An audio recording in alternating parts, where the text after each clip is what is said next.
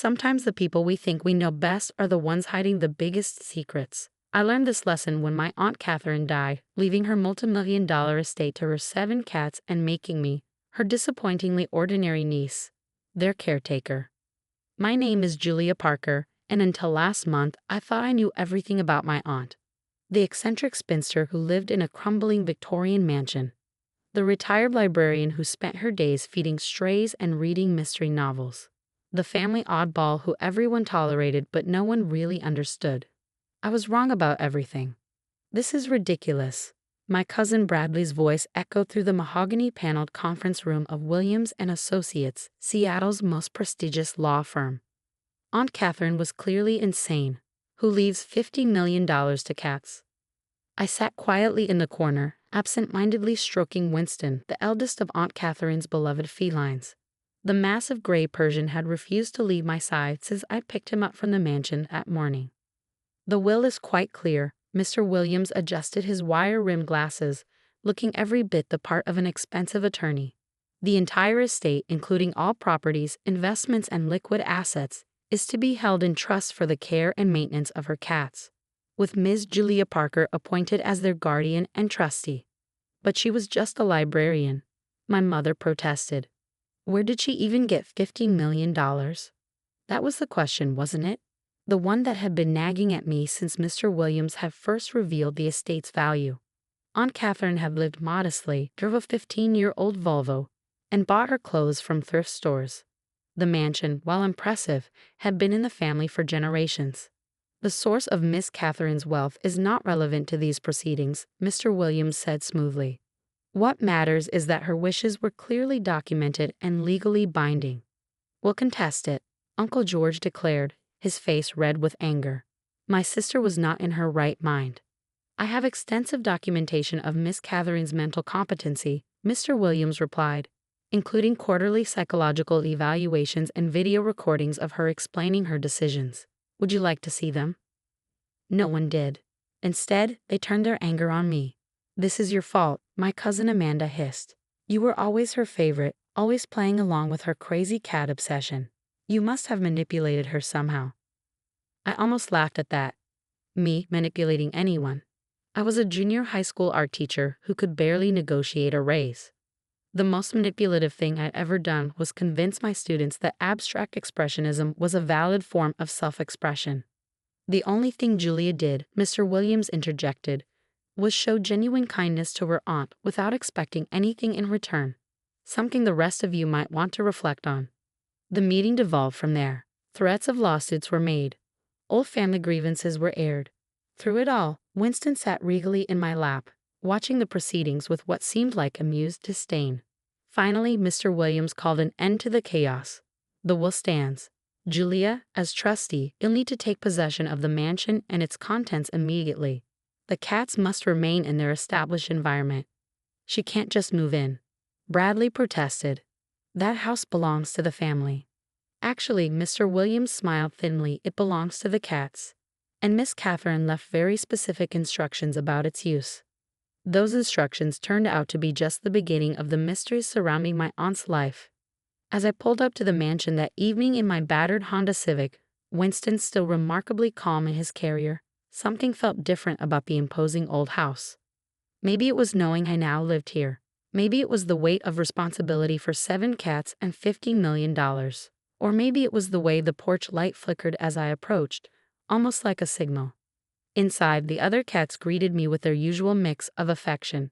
Oscar, the friendly tabby, indifference, Isabella, the Siamese princess, and barely concealed plotting, the twins, Sherlock and Watson. But something about their behavior seemed coordinated. I was heading upstairs when I noticed it. A letter propped against a ceramic cat statue on the entry table. The envelope bore my name in Aunt Catherine's distinctive handwriting. My dearest Julia, it began. If you're reading this, I'm dead, and you've just endured what I'm sure was an exhausting meeting with the family. I'm sorry for putting you through that, but it was necessary. The cats aren't just pets, they're guardians. And now so are you. I sank onto the stairs, the letter trembling in my hands. There are things you need to know, the letter continued. About who I really was. About what I really did with my life. The librarian's story was a cover, a necessary deception to protect something much bigger. Start in my study. The cats know the way. Trust them, especially Winston. He's smarter than most humans I've known, present company excluded, of course. And whatever you do, don't let anyone into the house until you found my real office. The one downtown. The one nobody knows about. Be careful, dear girl. Not everyone is who they seem to be. All my love, Aunt Catherine. The blue Persian cat statue by my desk isn't just decorative. Turn its head 3 times to the right. I looked up to find all 7 cats watching me intently. Winston let out a single commanding meow, then started up the stairs toward the study. As I followed him, I couldn't shake the feeling that my life was about to change dramatically. Again. I had no idea how right I was. Part 2. Aunt Catherine's study looked exactly as it had the last time I visited. Walls lined with mystery novels, comfortable reading chair by the window, antique desk covered in cat-themed knickknacks. But now, knowing there was more to my aunt than just her librarian persona, every detail seemed like a potential clue. Winston leaped gracefully onto the desk and sat beside the blue Persian cat statue mentioned in the letter. His tail twitched expectantly. 3 times to the right, I murmured, reaching for the statue. The ceramic head turned smoothly, clicking softly with each rotation. On the 3rd turn, a quiet whirring sound came from behind the bookcase. The entire wall of books swung outward, revealing a hidden room. Of course, I laughed shakily. The crazy cat lady had a secret lair. Why not? The hidden space was smaller than the study, but far more modern. Steel filing cabinets lined one wall. A state-of-the-art computer setup occupied another. But what caught my eye was the large corkboard covered in photographs, newspaper clippings, and handwritten notes. At the center was a photo of a younger Aunt Catherine, but not the quiet librarian I remembered. This Catherine wore a sharp business suit and stood in front of a sleek office building, shaking hands with someone whose face had been carefully cut out of the picture. Surrounding the central image were dozens of newspaper headlines. Tech startup makes billions in secret sale. Mystery investor behind major market shift. Shadow corporation acquires defense contractor. The ghost of Wall Street strikes again. Red strings connected various clippings to photographs of people I recognized.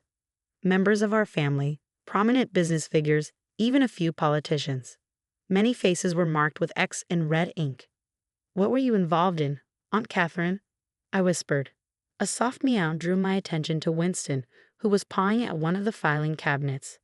The drawer was labeled Evidence.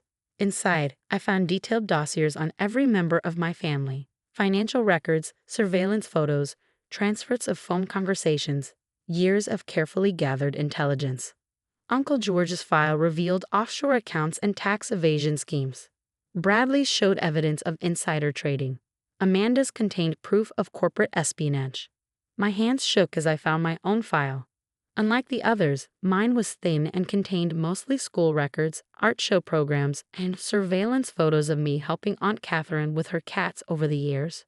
A sticky note was attached to my file. The only one who cares without wanting anything in return. The only one who can be trusted. Before I could process this, my phone buzzed. A text from an unknown number.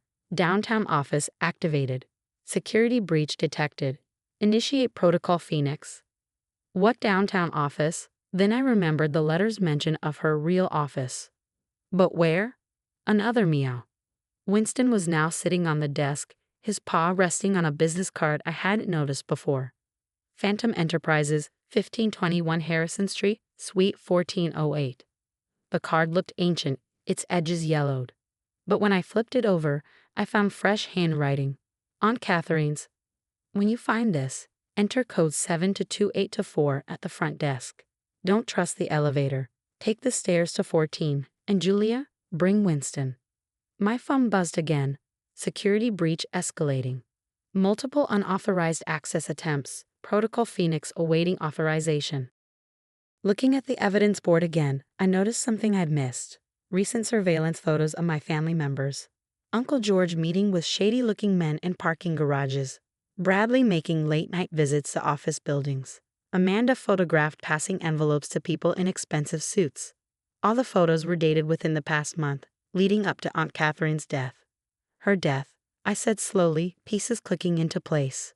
which happened right after Uncle George visited her, right after she changed her will to leave everything to the cats. Winston jumped down, heading for the door with purpose. The other cats suddenly appeared, taking up positions around me like furry bodyguards. My phone buzzed a third time. Warning, security compromised. Files being accessed. Initiate Protocol Phoenix immediately or risk total exposure. Whatever Aunt Catherine had been involved in, whatever she had been protecting, it was bigger than just family secrets, and now it was my responsibility. Okay, I grabbed my keys, following Winston. Let's go see what's happening at this mysterious office. The drive downtown was tense. Every traffic light seemed to take too long. Every car that lingered behind me for more than a few blocks felt suspicious. Winston sat in the passenger seat, his yellow eyes fixed ahead, occasionally making soft sounds that seemed almost like directions.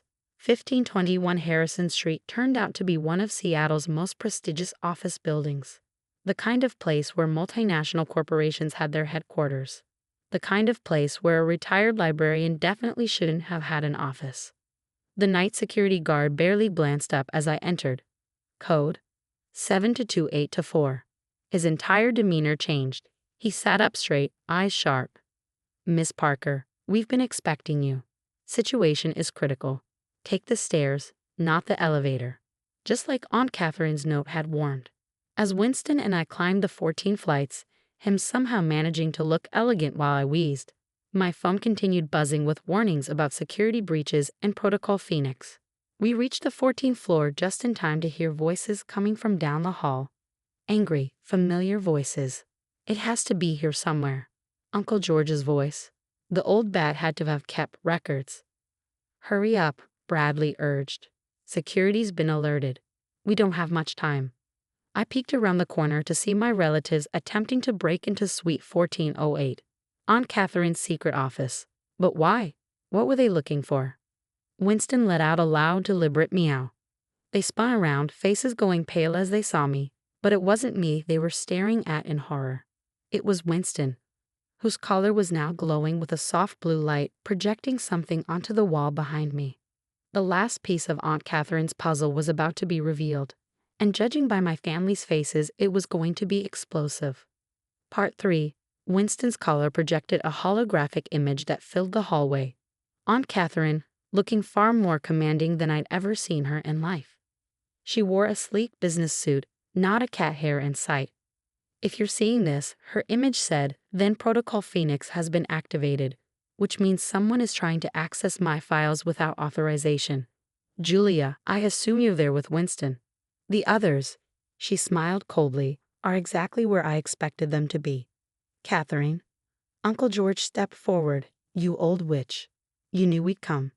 Of course I knew, little brother. I've known about your schemes for years. The money laundering through fake charities, the insider trading, the attempts to steal my company. Did you really think I wouldn't notice? My relatives froze. Company? What company? Phantom Enterprises isn't just an office, Julia. The hologram continued. It's one of the largest private intelligence firms in the world.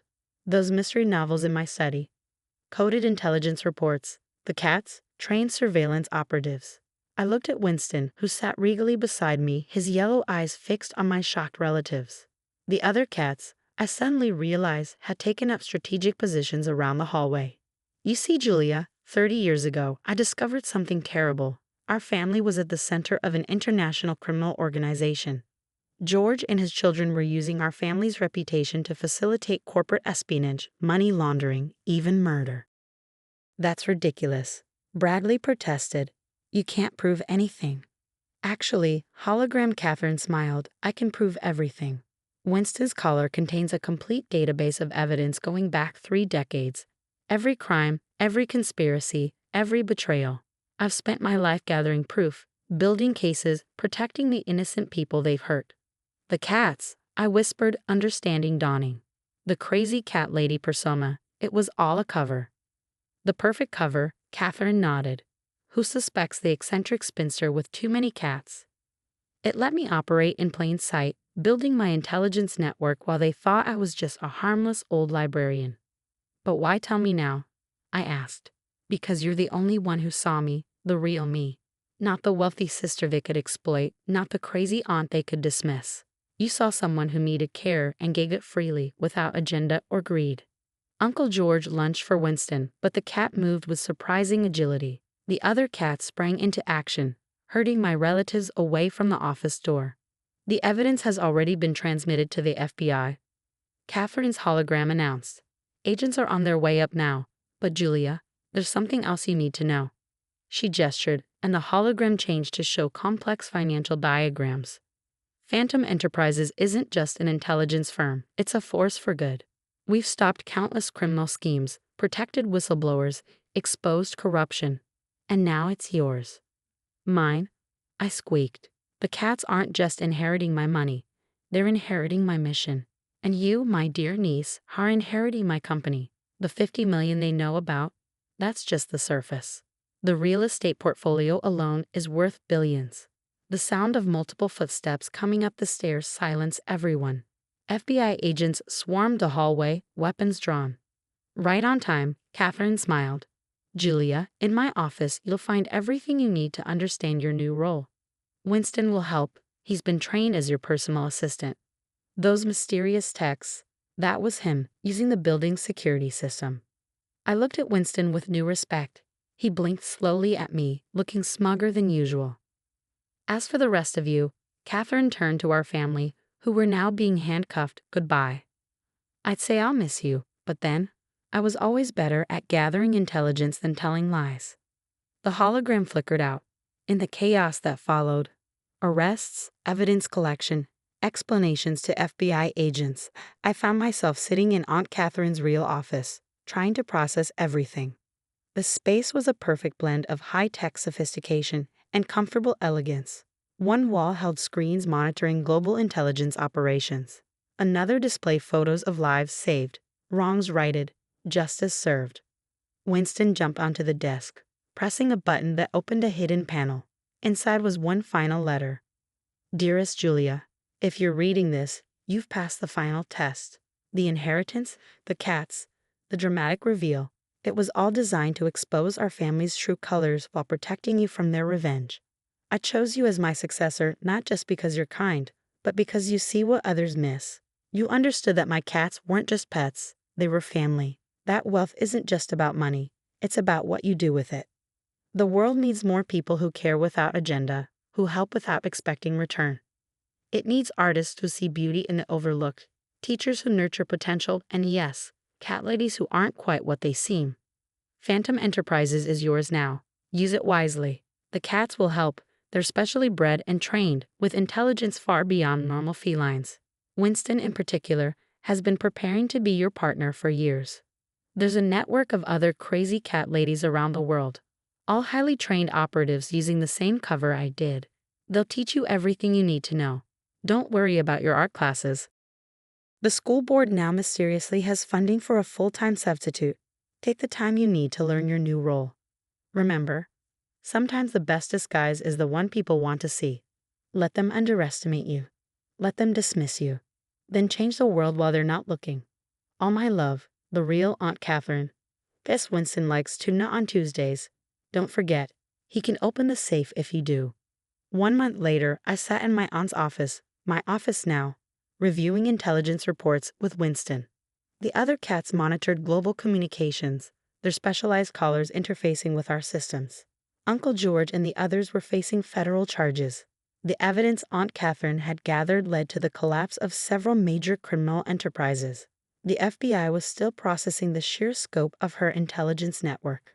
I kept teaching art part-time, the perfect cover, just as being a librarian had been for her. Who would suspect the quirky art teacher with cat hair on her clothes of running an international intelligence organization? Yesterday, I adopted 2 new kittens, the next generation of feline operatives, according to Winston's approving purr. They're already showing aptitude for cyber surveillance. Sometimes I wonder what people would say if they knew the truth, that the world's most effective private intelligence firm is run by a network of crazy cat ladies. That the cats they dismiss as mere pets are actually highly trained operatives. That some of the biggest criminal conspiracies in history were brought down by people everyone underestimated. But that's the beauty of it all, isn't it? The best secrets hide in plain sight, wrapped in exactly what people expect to see. Just like Aunt Catherine taught me.